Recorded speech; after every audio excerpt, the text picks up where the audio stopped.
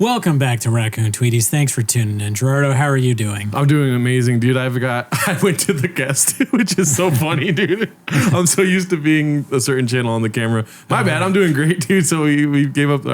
You went to the gas station? Yeah, I went to the guest on the camera. So it looks like it's supposed to be me. So you already, you already started with the guest. Yeah. You know, he tells me that I can't just start with the guest. Right. Then he fucked up. Yeah. So it's it happens. Yeah. But anyway, I guess we are starting with the guest. Yeah, why not? We have Keith Keith Johnson. Sorry. Hey. Keith Johnson on the podcast. I was thinking that, I was like, oh yeah, you know me, it's Keith Soul. So I told myself I'm not going to do that before, and then I did that. There's certain people who are like grandfathered in to Keith Soul, so when they call me that, like, like it's fine. I met you once as Keith Johnson, but I only know you as Keith Soul because how funny the story was to me. Yeah. That they made you change your name. So getting bullied into my government name. Who bullied you into change? I don't even know. It was that Luke. Story. It was it was so I started as Keith Johnson when I first started comedy in San Diego, and then maybe like 6 months in, I wanted like this cooler identity, if you will. So I came up with Keith Soul, right, and rolled that out for a few years, and then we were at Mike's Giving, which was Mike Menendez's annual Thanksgiving party. And we were all, for whatever reason, like in my group text, which is like Luke, Garrett, Jack, and all of them, they would just dogpile on me, and they were just beating me up one day, and Luke was like, why don't you change your name? And I was like, I will. And it just started off as like a bit, but then it just turned real. And I was like, I'll change it right now. And I just changed to Keith Johnson, and it worked, I guess. Keith Soul is a cool name, though, but... Yeah. Both great names. Never heard of them. But can you play the duck noise real quick? This is just for... this is bottom. Yeah. Yeah, this is for those bullies on the text message telling you to change your name, Lou. Right. Who cares what Garrick thinks? Yeah. Right? Just a bunch of assholes. Yeah, really. Out of all people, Luke Schwartz. Luke you know what I mean? Schwartz. You need to change that name, Yeah. dude. Come on. Yeah, boring. Luke Soul. That could work. We all just go by Soul, like ASAP Rocky and ASAP Ferg. I'll start a group like that one day. It's just like little minions of Keith Soul. Gerardo Soul. Yeah. Doesn't really roll off the tongue, but I like it. Yeah, Brendan Soul sounds weird too, I think. It's better than Cooney, tell you that right now. Yeah, it's Irish. Well, yeah, it wouldn't be. It would go from Irish to a Korean last name. It would be weird if I had a Korean last name. Was there an E in Soul? Yeah. Yeah? Looks Korean, sounds black. Dang. Yeah, it had purpose. It served its purpose very well. Did you ever say that on stage? Looks Korean, sounds black? No, when people would ask me off stage, that's what it was. But yeah. I mean, I think it's a really... Stage names can be goofy, but that one was really great. Yeah. I truly love that name. I love it a lot. I asked the group text, I was like, should I go back to Keith Soul? Just, What if it was like a character instead? Like you made it a character? It might be. Like Fahim's character or like Aziz's joint. Just he'll come on as Randy. I'll come in as Keith Soul and rock out for like 30 minutes. Do you have any idea? Go back on. It's the same person. Yeah, that's no change. That's a good bit. Very subtle differences. That would be new if it's like a different it's a character, but it's exactly the same. Yeah. I don't know if anyone's done that. No one's done that. That's a Hawk move for sure. There we go. A deity. That's another thing that we do. Sorry to call you that with you not knowing, but deity is what we say. It's like a shop thing. Okay. Yeah. He's I don't like that one as much. But okay. So Gerardo knows I have a character. I have a new character that I'm working on. Oh, yeah? Yeah, I'm not going to do it right now, but the character is called Cowbell. Uh-huh. And it's basically like Matt Rife or Andrew Schultz, but I have a literal cowbell. So I do their voice, and then when I make a joke, I bang the cowbell. So I'd be like, hey, what's up, y'all? It's Cowbell. Ding. Yep. So that's my character. I'm with that. You think that could be good? Yeah. Okay. Yeah, absolutely. I'm just gonna put this on record. I went to F45 and Matt Rife came into the class and like worked out in the group following me. And I'm stronger than him in every category. So I'm just letting you know, like Hawk. That's Hawk shit right there, dude. I mean, if you didn't know this, Keith Johnson, very, very funny comedian. Yes. So the comparison between you and Rife is It's kind of like a hawk and a duck. Yeah, absolutely. So he was just ducking it out, just kind of sandbagging his stations, and I was like, okay, I got it. Well, you said F. What is that? F45 it's like CrossFit kind of like you just do stations of weights and like cardio. So dang, and you're more yoked than him too. He's a pretty fit guy. Yeah, he's fit. He's leaner than me for sure, more muscularly toned, but when it comes to pushing it to the limit, I have him for sure. So yeah. So maybe it's like more. He's like a show muscle kind of thing, whereas you're like practical muscle. Yeah, if it came down to it, you're gonna want to roll with me. But when it comes to checking somebody's phone, yeah. Oh yeah, could you do that as good as Matt does that? Let me see your phone, bro. There's times where I watch him, I'm like, yo, that was pretty quick. He's quick with it, but I do think they're playing. Like, did you see his crowd work special? Yeah, we did. We watched it on the Patreon. Ever heard of it?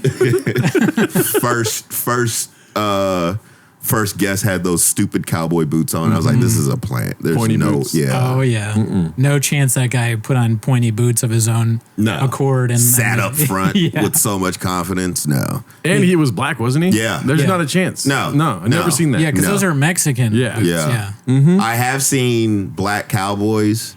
Oh sure. I have seen black people wear those shoes, but not front row confidence like that. No. That's extreme level. Let's be honest. If you're black with pointy boots, you got other things to do than a comedy show. Exactly. You know what I mean? To go to a Matt Rife comedy. Matt Rife of all comics. Yeah, you're not doing. Yeah, I mean, and also the Cam Newton joke didn't sit well with me. That seemed planned.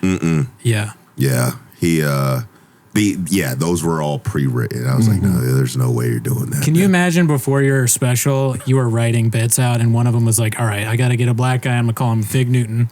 You're writing it out, Fig Newton's going to kill. It's going to fucking kill him. Killed in the writer's room. Yeah. Whoever. Who's in Matt Rife's writer's room? I'd assume it'd be Jackson McQueen. All of these guys, honestly, separate entities. Jackson's funny. Sure. Who else is there? Soul Squad's not there, dude. You know what I mean? Soul Squad? Yeah. I remember all the people named Soul. Oh yeah. No, there's no Soul Squad. Yeah, dude, that'd be so fun. It's Mike Menendez, Garrick, and fucking Luke, and all they do is talk shit about you. It's hyphen Mike Menendez Soul, Garrick Bernard Soul. Nah, they're not in the writing camp with Matt Rife. Probably not. No, I wouldn't think. Yeah. I had the show I have with Sam J. We had Brandon Wardell on. And it's a therapy-based comedy show where we just kind of grill them and give them advice. And he talked about the fight that they had. Nice. And I think Garrett told me, he was like, I don't remember this at all. In the midst of them fighting, messaged them both and told them I was going to referee the fight. And then I drove there. I don't remember any of this. I said I was going to drive there and make sure it's a fair fight between Brandon Wardell and Matt Rife. A physical fight? Yeah. Remember, so I remember. Yeah. But we need to probably, Gerardo, do you remember this? No, I don't. Okay. So Matt Rife would like post these like unironic Instagram posts, like he'd have his shirt off in the car and he's like, yeah, just trying to level up in comedy, #comedy, #comedian, #yoked, just shit like that. And Brandon Wardell was like, you're a comedian, and he would like retweet his post. And Brandon Wardell has all these fans that would attack Matt Rife, and Matt Rife got pissed off. He's like, "Yo, this guy calls himself a comedian. You're talking shit, bro. You might as well come fight me if you want to if you have a real problem with me." So Matt Rife was like dead ass serious, like, "Yo, I want to fight this guy." Pull up to this park in the valley, and him and this other like Puerto Rican guy were like, they had their shirts off and they were like holding a camera. Like the guy in the back was like holding his fist up like, yeah, come on, bro, we're ready to square up any moment. And Brandon Wardell was like trolling him like, on the way, coming. Yeah. That's so funny. I remember when that was going on, I texted Jamel Johnson. I said, Matt Rife just asked me for your number. Oh no, I was just like, comedy beef gets real, man. It's a real thing. Yeah, I mean, that was so funny because like Wardell was trolling him hard, and he was releasing old texts or tweets, from Rife that were embarrassing. Oh yeah, where Rife said the N-word or some shit like that when he was like 13. And then Theo Vaughn, I remember, got involved. He was like, yo, son, like keep your head up, dog. These guys, he does that voice too. These guys are dogging you, but you got talent, Nah, bro. you got it, bro. You got that shit. If any motherfucker steps to you, just let me know, big dog. Gang, gang. He's like, gang. That's so funny. Would you do that for me? Would you? Yeah, like if someone was. Yeah, it'd be like a WWE like situation where the ref claims to be fair, but he's one-sided. So he'd throw a punch or he'd miss certain calls to make sure you win. So you worked out with Rife. If he really did end up fighting Wardell, what do you think would happen? It would be bad. Matt Rife would win.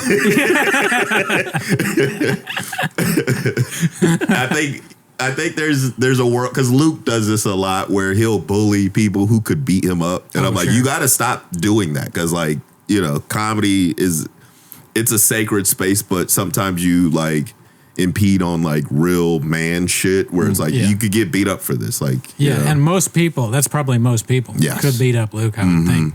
I don't see him as a fighter. No, not at all. Who's the person? And I think people who watch us are aware of Luke Schwartz. So who's the person that Luke did that to that you think is most likely to beat him up or is closest? Do you have any examples of that? He did that to Ty Rivera. Back in the day, he was like, because you know Ty when he was on the scene, he was respected, but he's like a super road dog, and he pulled up to the Improv one day, and Luke was like icing him because he was supposed to pop in, and then like Luke was like big dogging him.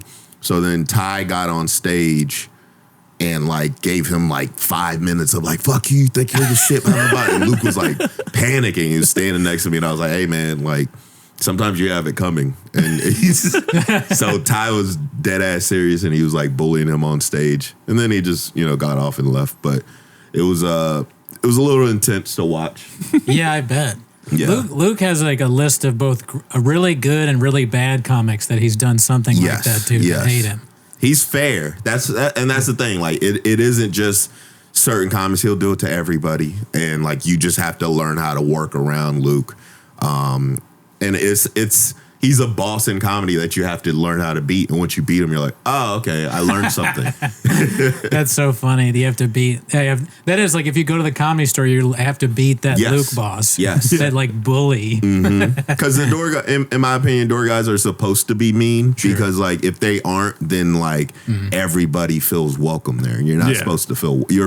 You're always supposed to feel a little bit uncomfortable, and you definitely feel like that at the store. Yeah, traditionally. Yeah, because it brings out like your insecurities, and then you're kind of like working off your back foot, and like once you get planted in it and like beat these little bosses that are out there, then you become the comic you're supposed to be. Damn, that's deep. Yeah. Have you ever gotten into a fight in comedy? I got in a boxing match.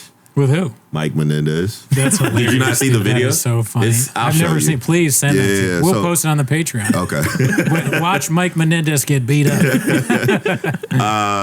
So in our group, like Mike he's a certain character. Like he plays he is just this entity of like you hate him but you love him at the same time. Yeah. And we bullied Mike pretty bad, really bad. It was probably the worst, because we just came from we were a derived version of like Patrice and Burr, where we felt like bullying is the answer, which it is. Yeah. And Mike started secretly training in boxing, and I would always be like, yeah, I'm going to beat you up, Mike. I'm going to beat you up. And then one day he was like, all right, come box me. And I was like, what do you mean? He's like, box me right now. And I was like, I'm not boxing you, Mike. I'm going to beat you up. And he's like, no, come box me. And he like showed up to Jack's house, and he had like basically like a jersey with like a cutoff shirt and some ankle straps, and like he had the whole shebang on. I was like, bro, this guy is actually serious. So I boxed him in like I think Jack shorts, and I was barefoot with no shirt on, and we boxed for like I think 2 or 3 rounds, and like the first round I knocked him out. And like when I hit him, he like you could see like it snap out of him. Like, oh okay, like I'm like dealing with somebody who could actually like punch. Oh my God. He got up and then he boxed for a little bit longer. And then he's like, I'm done. And then afterwards, I felt he got better as a person. You know? Oh yeah, he learned a lesson that Yes, day. you learn a hard lesson, and then he kind of calmed down with like the outrageousness of it all, and we both focused up. That was right after I transitioned from Keith Soul to Keith Johnson. So this was my entry, coming of age. Yeah, That's so into funny. Keith Johnson. He was beaten up by Keith Johnson, but not Keith Soul. The first Keith Johnson win was beating up Mike Menendez. I just would, I wouldn't be able to like live with myself if I lost a fight to Mike Menendez. No, you can't. That's just like, if that would have changed the course of comedy, But I'm a hawk, so that's what we do, baby. Fighter and the kid. I'm coming from that shop camp. Right, we are former fighters. Here, so yeah. This is a podcast of fighters. Jordo, have you ever had somebody stand up to you? No, I'm pretty sure I initiated all conflicts I've been in, but I've lost all of them also. Like, oh, that's right. Yeah, Jordo has a famous story of losing to the fight to this. It was a guy twice my size. I was on cocaine at the time. Nice. And he stole one of my friend's jokes. Mm-hmm. And on Facebook, he kept like tagging people to get more views on his shows. Ooh. You know what I'm saying? Yeah. So he'll put like 80 tags. I'll be like, I'm at this fucking bar tonight. And then on the third time he tagged me in something, I said, stop saying I'm with you, joke thief. And then he responded like, oh shit, you just started it. And I just kept responding with memes. I didn't say anything else like, language wise. 6 months later, we're at the Bolium in Pomona. Like, I think they just started this open mic at the Bolium. And then he's outside, like stepping up to the guy that he stole a joke from, who's a very scrawny guy. Yeah. And then he was smoking a cigarette. And he was like, you talking all that shit on Facebook, I'm right here. But he's not saying it to me, he's saying it to that guy.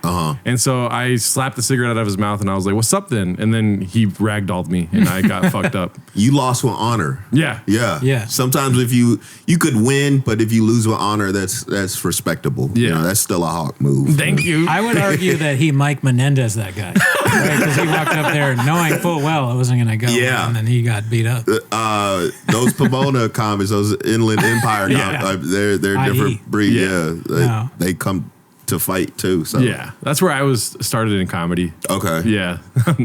I think it's funny to like. Also, that's another thing that people do that don't fight much, and I can speak from that because I'm one of those people. Is like you train a little bit in boxing, and then you think you can do it. You learn one move, like XXB, and you're like, okay, I got it. He needed Dan Donahue back then to be like, hey, you should wait a fight. Well, let's train for a little bit longer before you fight Keith. Yeah. At that little train camp, it was Malik would train there too, and he's a legit boxer, and he'd show some of his videos where he'd like beat people up, and you're like, oh, this guy's the real deal. Like he has like these long ass arms, and he's quick, and like when you see Malik lock in from like comic mode to boxer mode, it's his face changes, his demeanor, energy changes, and you're like, okay, I'm not fucking with this guy ever. Yeah, he was in Creed, right? Yeah, he was. He was the guy who sparred against Michael B. Jordan. Initially. Yeah. We definitely. I saw Malik at a mic not too long ago, and we were talking. We want to get him on to. he's a former Shab. That's the main reason why. I talked to him and I was like, I don't think this guy even knows that we've been doing stuff about Shab because all we talked about was flappers. I can't go to Flappers now because of what y'all did to that club, man. Really? I just you did a good thing. They're not good people over there. And I know I'm probably shooting myself in the foot because I'm going to need Flappers. Everyone needs Flappers at one point in time, but yeah. I mean, when you get like a lot bigger, you're just gonna have shows at Flappers. Yeah, they're gonna have to eat it. Yeah, you'll go there and you'll be like, listen, I don't care that I liked and retweeted Flapper Sucks by Brendan Cooney. Yep. Like, just he's my opener now, and put Gerardo on too. Okay? Yeah. That's what Jesus Sepulveda did. The Soul Squad. The Soul Squad. At Flappers. They're delivering food now. What are your thoughts on Flappers? You got thoughts on it? It doesn't make me feel good. Like, it gives me the same feeling that Bringer shows did. It doesn't feel like it's comedy. I trusted That was the first club, like, when I was coming up to LA that I, like, did a show at, and then afterwards I like stayed for the advice. I forget who was giving me advice. Ken Pringle? Maybe. Yeah. And he'd give you advice, and you're like, okay, I'm like, you want to like implement it into your style, and then you just realize like, yeah, this is all wrong. Yeah. And then every once in a while, like when I was micing, I'd check in there just to try to incorporate it, but like I realized I didn't need it. No. Yeah, I could live without it. So, Jeremy Scipio is the guy that told me about flappers when I first moved here. He was like, we're going to this mic, but that's all he had to say about it. yeah, there's like a certain faction of black comics that do well there that like they don't mind, because I feel like black comics usually live in the valley and they're like, okay, we're going to hit up ha-has and then flappers. And then you just end up there, and it's like, I don't know if I could do that. That's funny that you say that, because the other guy with us was Chinadu. Yeah. They hit up flappers, bro, and and it doesn't bother them. They're immune. Like, there's a certain level of black confidence that is just like, I'm not fazed by what flappers does. We got to get that black confidence. Yeah. You gotta get that black level of confidence. Tony Baker and them have it. Oh, yeah. Yeah. Oh, Baker loves that place. Yes. Yeah. And it's because, like, Baker should be, because he's passed at the store, he should be at the store more.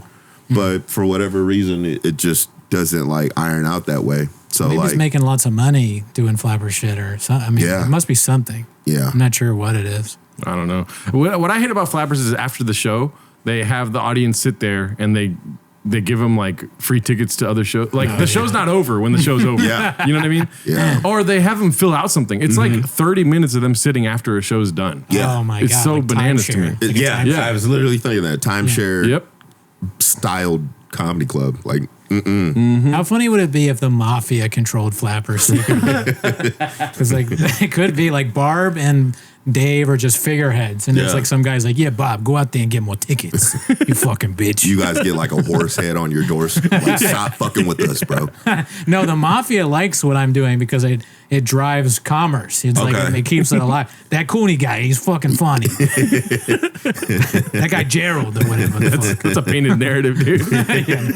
No, that reminded me though a little bit. Is you told me in DM that you reminded me that you're from Virginia. Are you from Virginia? Yeah, so I'm a military kid, and my two places of like that I've lived the longest is Florida and DC.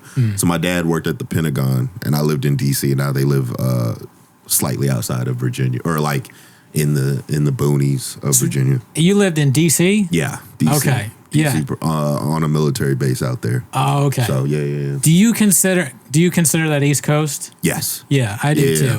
It's East Coast with like a southern, sprinkle. Yeah, I think that's an accurate description of it. Yeah. When do you see the difference between like when you live there, East Coast style and West Coast style, moving out here? Yes, absolutely. I think if you're like from the DC area, there's a level of comedy that just is richer because you're around like stronger variants of culture. So like all the white people there were super dope. Black people were there dope. And then like you get like a blend of comedy that you could just, navigate a little better in my opinion. Were you doing comedy a lot then? No. So I went to college at Florida State. So that's where I started doing comedy. Okay. And Bert Kreischer over here, dude. Bert Kreischer, yeah. The first mic that I did, the host was Aristotle Georgeson, which is like Blake Fate. I forget. Oh yeah, he changed his name. I remember. Yeah. But he was my first open mic host that I did maybe 13 years ago, and so then instead of moving to DC, I moved to San Diego. So that was right. So had I moved to DC, I would have been in the DC comedy community, but not. So I went San Diego. It's funny when you've been doing comedy a long time, where whatever city you started in, there's always like one guy that you're the Blake Vapes guy. I remember when right before I started comedy, I went to school in Boston, and do you remember that guy Rob O'Reilly? Yeah. You remember the Canvas comic, the hack? he was like super duper like the Mr. Comedian of Boston. Yeah. But I mean the East Coast is so different than the West Coast. Nobody here shows up on time. Nope. They don't have any idea of what showing up on time is. It's just very laid back. Yeah. It's taken me years to like accept it. Accept that. I showed up 11:52. Oh yeah, you were here. Yeah. I was on to East Coast. Yeah, dude, you woke up at to wake up at 4:54 in the morning for your enemies. Dude. This is Jocko. It's ingrained in me. Jocko soul. Yeah. I wonder where Jocko must be from the East Coast, right? I don't know. I'll look it up right now. Yeah, look up where Jocko Willink was born. This is a very Jocko Willink centric podcast. Me and Gerardo, we follow that. Okay. We'd fit in right, even though I didn't know what F45 was, I'd get right into it. Yeah, you'd blend in. I work out all the time. Watch it, you'd see how it goes, and you're like, all right, I can hop in this. Yeah, this red chair really is just here for me to relax after my workout. Yeah. I'm pretty young. How does Brendan do it? He'll like straighten out his back when he's like getting ready for a bit. Yeah. He does C-clamps. C-clamps, dude. He's the best comic ever. Torrington, Connecticut is where he's East from. Coast, You New called England, it. dude. Military service. Okay. Yeah. Went to Iraq, SEAL team. He's done it all. What do you think? What do you think about this like thing in comedy where it's like alpha brain and learning how to do jujitsu and all that? They're prepping for the Luke Schwartzes because they know they're not as quick. Because Luke, I always tell him his superpower is like he fights with like an ankle pistol. So like you knock him down and he'll shoot you in your fucking kidney, and you don't realize you've been shot. You're like, fuck, I'm bleeding. But that's how he gets you. That's his style of fighting. Or he has like a little knife that he'll stab you with. Yes. And you have to learn how to defend yourself against that. So like the bros are definitely like prepping for that. Yeah, he'll take your like strength and make it a weakness. Yep. Like what were you saying? He'll pull your power. Yeah. Yeah. I remember one time hearing about this secondhand. Like Matt Edgar was doing that bit, and I love this bit. I think it's a great bit personally. Do you think it's hacky? No, I don't. Okay, I don't know what bit it is. It's the O'Douls. Nobody just starts drinking O'Douls. That's funny. There's closer, and Luke made fun of him for doing it again. Like even though it's his best joke, it's his closer. He like was making fun of him with somebody else in the back, and it just like crushed. Okay, so I think I know. And then that pissed off Rachel was in the back too. Yeah. Okay, that almost ended Good Friends, Bad People. Really? Yes. Okay, so Good Friends, Bad. We would talk shit openly, and I would always encourage. Like one rule of the podcast was to name names. Like just say the name. Fuck it. Like stop being like I was talking to one comic and they said it's like no, say the name. Yeah. So we just had Rachel on, and then that happened. He was talking to somebody, and when Luke is in the room, you could feel it, and even to this day, when he's in this room, like I could feel his energy, and it does disturb you on stage, like it's a presence. Yeah. And Matt was doing. I wasn't there, but I heard about it. So Luke was talking to like Niles Absent or something, and it was loud enough for Rachel to hear, and Rachel messaged me and she was like, fucking Luke was talking shit, blah, blah, blah. Take my podcast down or some shit like that. Right. And then the next episode I was like, hey Luke, I think you owe Rachel an apology. And then he did. And then it kind of I think when Luke explained it, he explained it in a way that was more pro Luke than it was pro Matt. Sure. He didn't take the L correctly. And then it went to shit. And then like Luke was like, look, man, I don't want drama. And I was like, you are drama. You can't not be what you are, dog. So I think we did like one or two more episodes, and then we kind of like stopped for a while. That's so funny. He's too toxic for a podcast with his good friend. Yeah. Bad person. He's definitely. He's the bad person. You're the good person. Yeah. Good friends, bad people. Yep. We were joking around. We were like, so are you a good friend or like or a bad person? Yeah. That was I listen to every episode. It was fun. I literally just texted him the other day. I was like, because I went to Matt Lockwood's new studio, Big Humble. So they nice. They run Morgan and him. Yeah, Morgan. So they run like a studio with Mo, who like has like a nice little compound. But I was like, man, we should run it back. Just talk some shit for a little bit. Bring that shit back. Yeah, Good Friends, Bad People return. You could do like 5 episodes on beating up Mike Menendez, and I'd listen to every one of them. The funniest shit. I wanted to ask you, I was hoping you would bring nicer shoes today. Yeah. Because I know you probably have sneakers, right? Sometimes. Yeah, I have a decent collection. Yeah. I'm a sneakerhead without buying any sneakers. Which is just the way of saying like I'm interested in becoming a sneakerhead. Yeah. You know? And what do you think about Hokas? I got Hokas on right now, dude. I fuck with Hokas. Solid. I mean, they're in right now. You can't go wrong with Hokas. Yeah. I like Ons. I don't know if you saw it. They're the like Swedish running shoe. Oh, okay.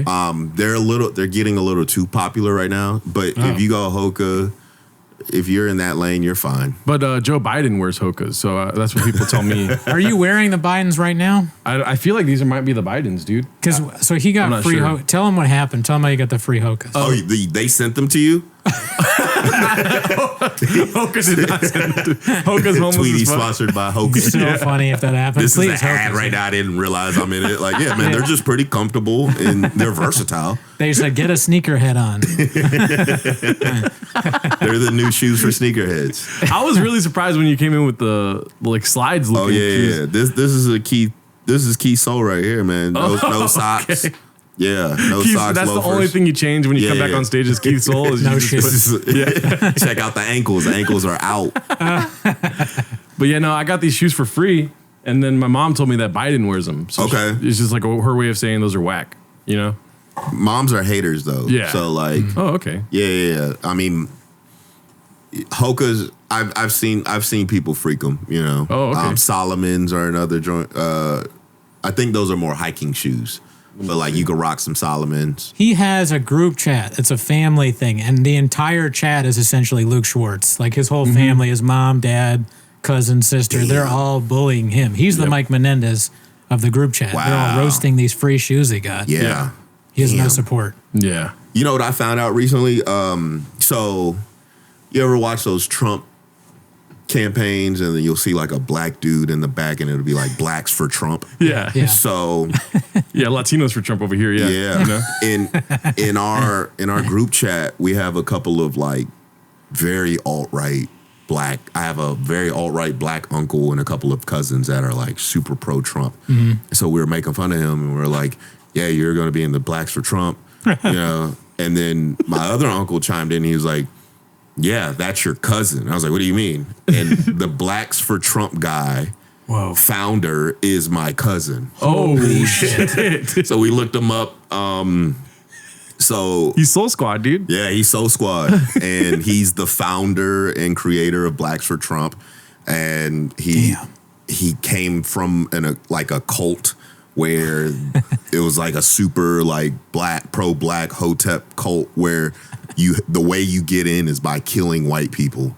And so he just got out of prison for conspiracy or attempted murder of a white person, and then he pivoted and started Blacks for Trump. So that's family right there. That's Soul Squad. That's family. Yeah. That's fan. That's my cousin for real, dog. If you go hard one way, like super hard, then going hard the other way actually kind of makes sense. Yeah. Because you just have that brain. You Yeah. can go, whoa, It's I just killed the white guy. extremist. Boom, boom, boom. Zip, zap, zopping to the most edge of the spectrum. Racist zip zap zop. That's so funny.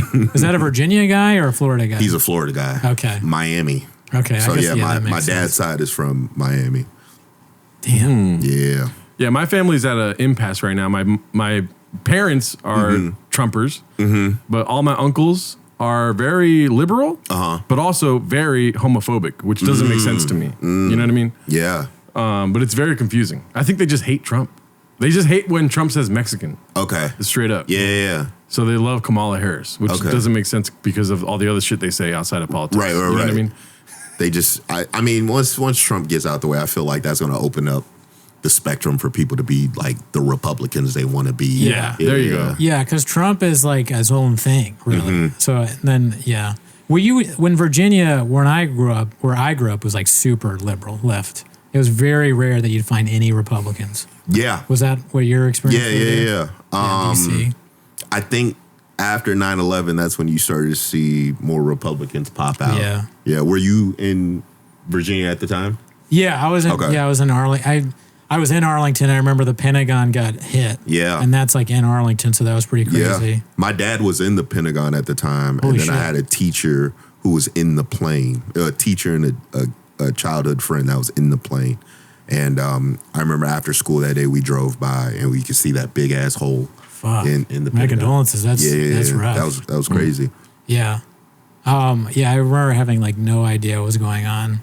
And Yeah. then, somebody was like, wouldn't it be crazy if it hit the Pentagon and then a plane hit the Pentagon? Yep. Oh my Remember God. that? Yeah. I was making jokes that day. I was I was in class and plane one hits the tower and I was like, I bet it was the Chinese. And then the second one was like, oh, it was definitely the Chinese. And then teacher got a call. She was like, the Pentagon just got hit, and I ran out crying. I was like, Karma. that was a wild day. Yeah. Yeah. I was in California, dude. Oh, yeah? Mm-hmm. Well, what did Californians think about 9/11? Y'all woke up to that then. Yeah. Yeah. I remember we woke up and then my dad was shaving downstairs, which he never did. It was weird that day. And then I was like, the tower just fell. And my dad's like, don't fuck around. That's not fucking funny. You know? And then I was like, what? Dude, the tower fell. Yeah. And then he came out and he was just like staring at the TV all crazy. Mm-hmm. I never thought that it would be like the number one joke of all comedy. But then I didn't really know what all comedy was back then. Right. 9/11. Comics love a 9/11 joke. Yeah. I want to do my 9/11 joke, and people check me on it like, oh, you're just being insensitive. And then I pull those cards like, yeah, I got people in it, bro. Yeah. Like I was affected. Yeah, yours comes from trauma. Mm-hmm. Yeah. Yeah. What's your 9/11 joke? Do you want to tell us? It's just going through that day. The And Chinese then thing. like the whole day I didn't know my dad, whether or not he was alive or dead. But when I ran out of the classroom, I wasn't crying. I just had embarrassed myself because I had shot myself in the foot because of those Chinese jokes. Right. And I ran out, and in my locker I had like pictures of J-Lo, and they were like framed pictures. And so I ran out, and I was like standing by my locker dramatically, and my two friends came out, and they're like, Keith, are you okay? I wasn't affected by it, but I had to put on a show, and I slammed my locker, and the J-Lo pictures like got caught and broke. Oh. And that's what started like me crying. So I started crying after. Damn. I was like, bro, I broke my J-Lo shit, and my dad may be dead. And so I just went through the whole day, and then finally I got a call from the intercom. They're like, Keith Johnson, please pick up the phone. And I knew it was my dad, and he was like, I'll be home for dinner, and which was like a super dope thing to say. And I was like, all right, he's alive. And Your dad was cool. That was like a very American moment. It was Yeah. And then I got onto the bus going back to the military base, and I was looking at all the kids, and I was like, yo, daddy dead, yo, daddy dead, yo, mama dead. You were a comic early. That's hilarious. Very, very early. I think that was the moment that like solidified my alt comedy. I was That like, that was is the so first funny. 9/11 joke. So do you remember they made the announcement on the intercom? Did they just say Keith Johnson pick up the phone? Because that would make me think that my dad was dead. I had a good feeling about it because I was called like throughout the day. I was calling my mom, and she was like, "We'll call the school with any good news." So I kind of knew at that time. Cool, yeah. cool. That'd be a horrible way to find it. Yeah. It's just the office lady be like, your dad's dead. And then she hangs up. And then I got to deal with it in second period. That sounds like a Monty Python sketch. There's like an old sketch where there's all these old British people, and they're like, Jonathan Taylor's his father has died this week. And they're like, Did you ever rebuild the J-Lo memorial? Let me see. I think I had like alternate pictures. I think I put up like Alicia Keys after that, but it just wasn't the same. Yeah. Yeah. that's a cool thing to do. Yeah. I wouldn't have had the balls to put up like hot chicks in my Yeah, I had a locker. cool locker, man. I had I had a mirror, pictures, and then like I would leave like extra clothes. Remember in Mad Men, the first episode where like he stayed out cheating, and then like he opened up his drawer and he had like a fresh shirt so he could get back to work. Yeah. I had like shirts in my closet, in my locker. That's so just funny. to flex. Yeah. Back then, me and Gerardo want to learn from you a little bit. Yeah. You got like a cool I thing. can teach you the ways, man. Yeah, we have no like, for lack of a better word, swag. Yeah. Every time I Ever watch heard you of on Instagram, I'm always like, fuck. You know what I mean? I wish that was a joke. What were you saying? One thing you said that cracked me up that I want you to elaborate on is I was listening to Good Friends, Bad People, and you said you don't wear jeans. Oh yeah, because yeah. jeans are uncomfortable. Can you elaborate on that? I think it was my sophomore year of college. So that was 2008, 2009. and I watched a Kobe Bryant interview, and this was when Kobe transitioned from 8 to 24, I think, and he was like, I'm a champion, and champions don't wear jeans, and like it was like post Allen Iverson era where everyone was forced to dress up, but like Kobe owned it and was like wearing suits and shit. And I was like, man, that's dope as fuck. So I just got rid of all my jeans and started wearing like, different types of like chinos or like, athleisure or whatever. And so since maybe 2009, I haven't worn jeans since. Wow. No jeans. Yeah, no jeans. No, I've tried them on to try to break it, but they just don't feel good. They're built wrong. Their pockets go down. They're just not comfortable. They don't sit well. Right. Yeah. Right now I'm picturing you hanging out with your Soul Squad and Mike Menendez showing up in jeans. In jeans. Right. That bothers Roast me. him. Yeah. There's a couple of people who like I hang out with. There's a guy named Rufat who's a super funny comic out in New York, but he's into jeans, but they're like the expensive Japanese denim. They're like $600. And I'm like, okay, those are fine. Wagyu jeans. Yeah. Wagyu jeans. Yeah. You gotta like freeze them because you can't wash them and shit like that. Oh It's a lot. Yeah. But yeah, I don't think jeans are good pants. Is it more, so what is it more, the style or the comfortability? Both. Yeah. Both. Yeah. I don't.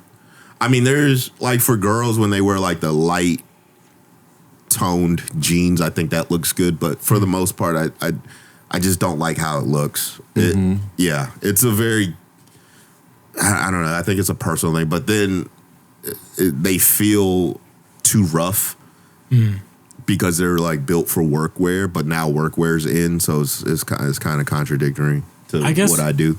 With jeans, the one thing that sometimes I don't like is when you put them in the dryer. They shrink. Yeah. Right? That I don't like. Yeah. That makes them uncomfortable as hell. Yeah. Gerardo, what do you think about jeans? I stopped wearing jeans a long while ago. I wear mostly khakis. Or like, the only jeans I have are black jeans. Right. Hell yeah. One thing that Gerardo did that's so funny, we've talked about it on the pod before, but we went to this club. Have you ever been to the Bellflower Comedy Club? No, I've heard about it. Yeah. It's he great. loves it. I He love it. loves It's my it. favorite I heard it's good. Yeah, I think it's a good club. Yeah. So we're sitting in the green room, and he's got this white hoodie on, right? And he's ready to go on. He's about to go on stage, and he looks down, and there's this like giant coffee stain, Pizza stain. or pizza stain, Yeah. whatever it is. It's like, how did that get there? How did you not notice this? It was huge. It was like, Damn. it looked ridiculous. You'd have to address it if you went on stage. Yeah. So he's like, fuck, I wanted to wear this hoodie. He takes the hoodie off, and he has on this black shirt under it, and it's covered in white, like whatever. fuck. What are the fuzzies? Fuzzies, things? yeah. But to the point where you'd be like, he did this on purpose. Like, Yeah. I've never seen that many fuzzies on a fucking It looked thing. like a kid that wanted chest hair, and so he just like pasted a Just bunch pasted of old man chest hair Yeah. on you. So he's like, fuck. And I didn't do that. you were mad. You were freaking out. You're freaking out. You're making me freak out. And so, and this is why I want to ask you, because you go to clubs and you're definitely at it more than I am. So you'll know the answer to this. I'm thinking in my head, all right, he's fucked. There's nothing we can do. But he's like, oh, maybe there's I gotta a change lint my roller. stage name to Pizza Stain, dude. yeah. He's like, maybe there's a lint roller here. And I'm like, there's no lint roller here, you crazy person. And he looks up above my head and there's a lint roller. Yeah. Is there always a lint roller at clubs? In good clubs, there's always an iron, Whoa. a Thank lint you. roller, Thank you. or some sort of like. There's some amenities for comics. Yeah. To like. A steamer. Yeah, a steamer. They have steamers in the club? Yeah. The improvs have steamers. That's awesome. At Mic Drop in San Diego, they have like everything. They have like Yep. extra toothbrushes. They have a bunch of candy at the mic drop in San yes. Diego, dude. Yeah. Candy, mouthwash, the whole shebang. Damn. I need to get I need Condoms. to They get have on your condoms level. at Mic Drop San Diego. Yeah. They have condoms. Oh, they have a therapist if Luke Schwartz is there after to talk to you. Yeah.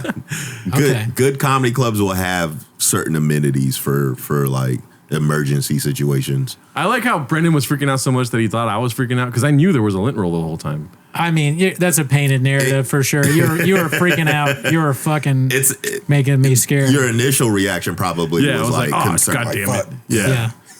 Yeah. That's happened to me before. Like you get a stain and like you just have to deal with it. I think the worst thing I had was I spilt water like right where it looked. Oh, fuck. So I panicked and then like put more water And then it just looked like I peed. And I was like, all right, man, this is like... This is a wash. Yeah. Hey, what's up, guys? I peed my pants. My name's Keith Soul. But it's Soul instead of Johnson. Yeah, I pissed my pants. This is what I do. The character does. Yeah. Right? Yeah, there's a time where I was wearing that same white sweater and there was a pizza stain on it. I love pizza. I'm guilty, right?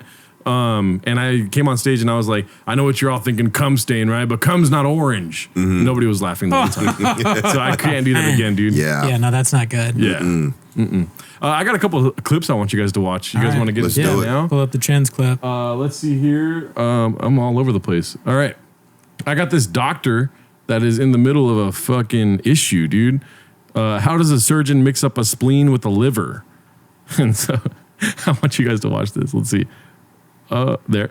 Every once in a while, we get a case where the facts are so egregious and dangerous to the Oh, why is it doing this to us, dude? public that we feel like we should stop what we're doing, basically, and put out like a public service announcement. This is one of those situations. We've got a client that underwent a surgery that was supposed to be a spleen surgery, splenectomy, where they remove your spleen because you don't technically need your spleen to live. And the physician mistook his liver for the spleen, which is obviously on the other side of your body and much different in shape and size, and removed our client's liver, which unfortunately killed him. Oh my God. You know what I don't like about this after what he said? I'm noticing now he's not wearing a belt. No. And does his suit match? Are they two different types of plaids? It's not a One's it's not brown, a suit. one's gray. He's not a real, and then he's our client who's dead. Yeah. Like he's just in the office dead as fuck. Like, yeah, okay, I'll take care of you. We'll get you justice. Yeah, no, I would never. Whatever this is, I want to know what it is, so I can never. And he started the video cross-legged. There's a lot of. It's not alpha energy at all. It's not hawk energy. It's a duck move to kill somebody, take out their liver. Let's see. There. And then it's like that video's already bad enough. There's more. Let's see. Is he a good friend or a bad person? Let's see. Call it a spleen. Once we got the case this week, we looked into this gentleman's background. His name is Dr. We'll put his picture up. His name is Dr. Shagnovsky. They name names. I respect that. That's good friends, bad people shit right there. Shagnovsky is not a real name, No. dude. There's not a chance. I'm not trusting a doctor named Chatnotsky. Once we did some research into him, we found out that this was not the first time he had done a wrong site surgery. In the recent past, last 2 or 3 years, he actually operated on somebody over at Ascension Sacred Heart, Emerald Coast. And he was intending to take out an adrenal gland, and he ended up taking out part of the pancreas. So once we found out this man had a track record, and the hospital was basically seemed to be putting up with his behavior, up until at least this point. That's basically it. It's just he's like a doctor that's going around taking out the wrong thing. Baja mode. Baja mode. Dude. Not track needs to go back to traction control. I thought that was so funny. Man. This guy not only once but twice has taken out the wrong part. You get written up. Hey, you can't take out spleens. They give him a nickname. All right, hey, it's Dr. Death. But yeah, that's if you were a doctor, how would you fuck up? Ooh. I think I would be. I don't think I would do this, but the most likely is like maybe not cleaning my hands well enough. That's what I was gonna say. I fuck up at sanitizing first and foremost. Yeah. I'm not even in the room yet. You know. I probably wouldn't wear gloves. I remember. I think it was Sarah Silverman. She was like, she went to the doctor's office to get like an exam, and the doctor just put his hand under her shirt to feel her titties to like check for cancer. And she's like, he didn't wear gloves, and I'm like, oh, that's something I would do. Just pull them titties out real quick. Okay, but accidentally, not like to. But it would be like, I know it looked bad. I just don't wear gloves. Right. You're a good friend, not a bad person. Yeah. What do they take your shirt? They take their shirt off, and you're like, ooga, ooga. Damn. Dr. Johnson. What about your guys' bedside manner? But I mean, if you take out a liver, they die. You don't really have to talk. You just leave and go home, you know. But if you were to take out a pancreas instead of whatever the fuck he was supposed to take out. I don't think I'd do that. I think I'm more likely to be like inappropriate, just like a woman, like you said, taking her shirt off, and I go, oh my God. Something like that. It's probably likely. You wear the glasses with the eyes that pop. Yeah, that'd be so. I have a button. I think it's hilarious. what do you guys have the ooga? That no, one, never yeah, mind. kind of. Is Good. Google, Yeah, make your voice deeper. Boner alert.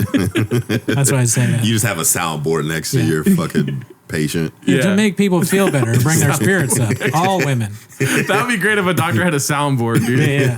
You know? And for your cancer results, and then a button, it's positive. But you're still hot. Oh my God. Damn. Damn. Boner alert. All right, so this one is called NPC Streamer Gets Kicked Out of Home Depot. It doesn't feel real because it looks like it's shot like a sketch. But let's see what you guys think about this. You guys are amazing. He's dressed like Spider-Man. I can't believe I'm Spider-Man. Right, Baguette? Right, Baguette? Are those roses for me? Those small, those Mike Menendez energy. those small, me. Those small. Ladies, she Fuck this job.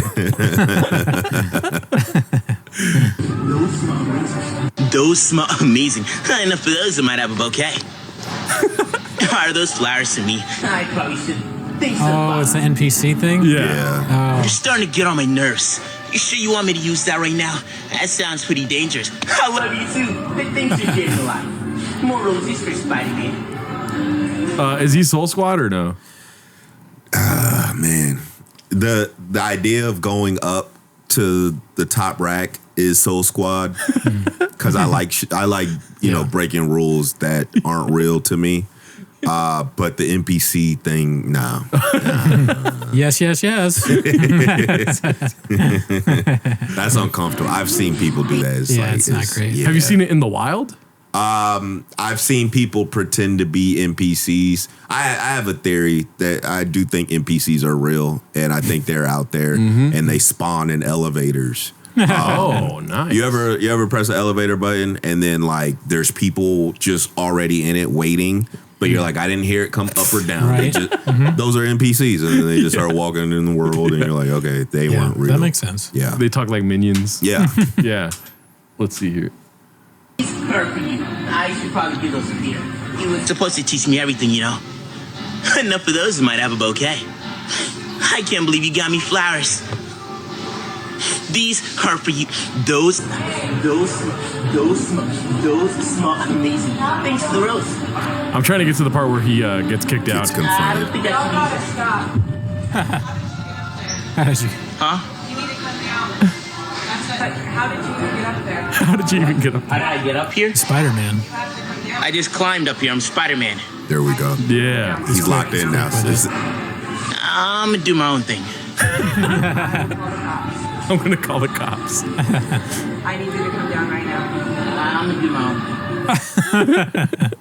thing. okay, once he starts fucking with people, see, there's pranksters online that like fuck with people intentionally, and I don't like that. But if you stay locked in, that's Soul Squad shit. Okay. That's Hawk shit for sure. Yeah. I would say that's funny. Like it's not really mean spirit, just sort of that's annoying for the woman, but Yeah. it's not like one of those super annoying pranks. Right. Yeah. I will say, working at Home Depot, I wouldn't give a fuck. I would just be like, all right, I'm going to go to the refrigerators, dude. I don't need Yeah. to be over here with the microwaves Yeah, or wherever he's at. Just ignore it. Just keep walking. exactly. He'll leave after a while. He's Spider-Man, dude. Yeah. What the fuck?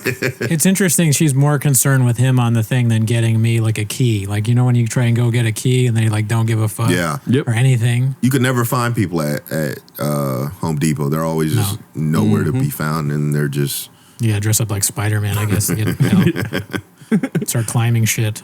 Those are the only clips I had for this week. Where was the one you had? The only thing I had was like the Tyrese thing. I Instagram messaged myself that. Okay, let me pull it We up. talked about Tyrese before okay. a long time ago. He's basically just been kind of falling apart. I don't know if you've kept up with him at all. Crying during interviews to be Yeah, like, yeah. men cry. This is what we do. He had a whole thing we went through with the child support. So that this popped up on my feed recently. Yeah, that'd be funny if it was porn by accident. I sent myself a porn link. All right, let's see here. Make it big. Emotional actor and singer Tyrese Gibson moves to tears after judge tripled child support payments after ex-wife took him to court. Yeah, he fucked up. God damn. Go up for you, you know? Very grateful. A suit with a beanie is crazy. Yeah. Yeah. Very grateful. And he's got the fucking Steve Sisu hat on too. What is that? Nothing has changed since the last time we checked in with him. It seems worse now. He was going around with a fake beard for a second. I think he went to a football game. He had a fake beard on. That's crazy. And then that week he did a Breakfast Club interview, and Charlemagne handed him some tissues because he was crying, and he threw it to the back, and he's like, I don't need these. Look, men cry, and this is just what we do. What do you think about that, men crying? Do you have a strong opinion on that? Man, I've tried to cry. It just doesn't come out. Right.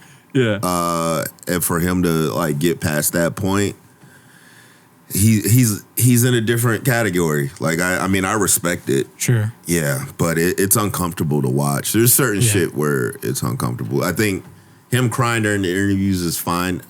What bothers me, I don't know if you've ever seen this, is when comics like will like do the Instagram posts and then they're crying. Thank you, dude. Right. That's what we talk about all the bothers time. me Yeah, so yeah. much. Like it's uncomfortable and it's like weird. And I hate it. I don't like that. I've only cried one time, right? One time, and that was after I watched the Gringo Poppy. It's an emotional experience. It was huge. Yeah. It's a spiritual experience for sure, yeah. Yeah, it brings you, it takes it there. But yeah, we talk about this all the time. People pushing record to cry on earwaves, Yeah. dude, that's just unacceptable behavior. We watch a lot of those videos on the show. Yeah. Yeah. You know what I've been seeing a lot of recently is GoFundMes. Like there's this Yes. I don't know this guy, but his name is Director Daddy, and he has a GoFundMe where he's in massive amounts of debt. He's like 50. So the GoFundMe is for $15K, and he's like, help Daddy get out of debt. And he's like laying there, and he's like just like he has like a wife beater. He's like, you know, oiled up and shit. There we go. Oh, it's this. Dog. This bothers me so fucking much. Help That's Daddy crazy. avoid it. And I respect that he's staying in character, but I feel like if you're asking people for this amount of money, you gotta break a little bit. Like, hey, this is John, also known as Director Daddy. I've hit some hard times, but he's staying in character. Like his Instagram, he'll do like. He'll have that post with him, you know, the Instagram thing where they just show the face and he's like, hey, yeah, I am raising money. I just hit 8,000. I'm going to need, he's pressing people for more money. Yeah. And I think it's mainly white people giving him money for like out of white guilt. And it's like, bro, he's finessing you. Yeah. For sure. Yeah. And I mean, yeah, it just bothers me. There's a couple of comics who've done this and they've raised more than the amount that they were supposed to get, and then they finesse everybody. Yep.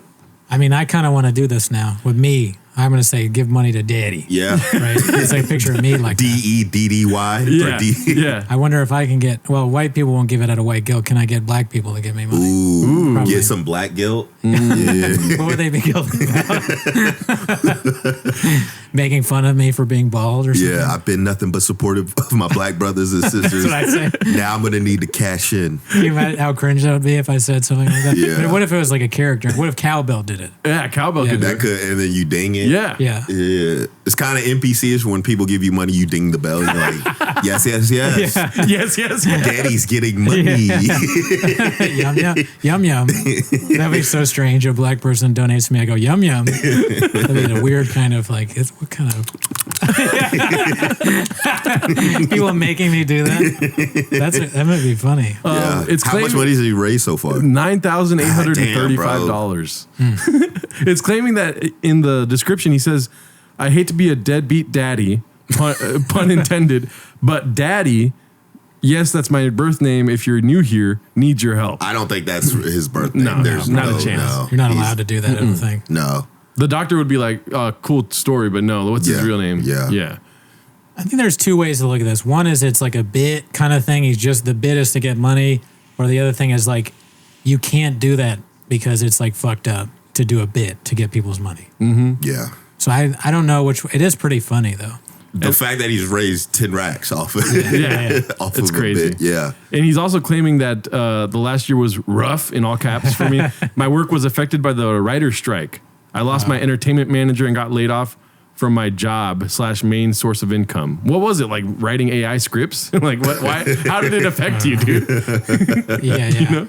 Rife crowd member. This guy looks like he put on a hat and some shoes. Yeah, he does look like a pointy hat or pointy boots. Yeah, he could pull it off. Yeah. This picture is atrocious, dude. Yeah, it's a It lot. bothers me. You know? I need like a sad picture. I Most need of you. them are, If you're yeah. asking for money, you need to be sad. He's like, Yeah. this is me sad, dude. Yeah. I'm laying on my white couch. And I get it. Like sometimes good looking people like fall into hard times, and it's hard to like have that expectation. Like I'm not going to break like being up top. But yeah. Yeah. That. What bothers you more, this or comedy GoFundMes? Ooh, I heard about some comedy GoFundMes that manipulated the masses. What is a comedy GoFundMe? It's like when a comedian, like I'm thinking of one person in particular, they raised money to go home and then they didn't go home. Oh.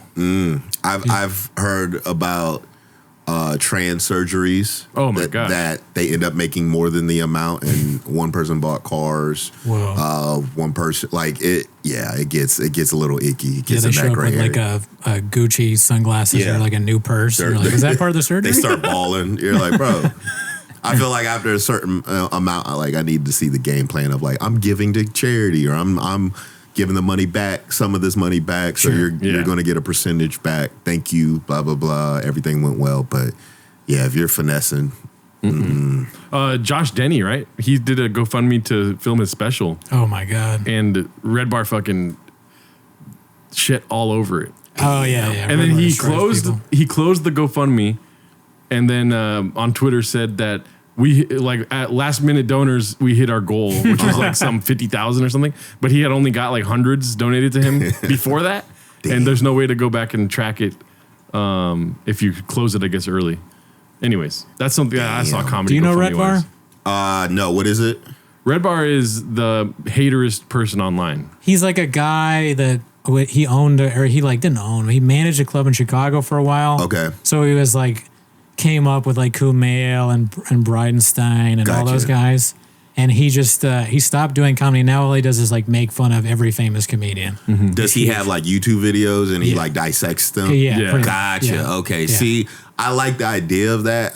I know it comes from a hater's yeah. standpoint, Yeah. though, but It definitely does. yeah, I'll watch, and maybe it's him, but there's some like videos of like people dissecting body language, and they do it to Shab a lot. So they'll put like, watch how Shab reacts to Joe Rogan's dominance, and then like, or watch how Bill Burr comes in the room and he's the complete alpha, Yeah. and how Joe Rogan right. like tucks his tail. I like watching those. Yeah. Theo Vaughn is afraid of this guy. And Oh yeah, that's not. Yeah, that's like a whole genre now. Podcast Yeah. cringe and I fuck Too with Lazy those. to Try. Yeah.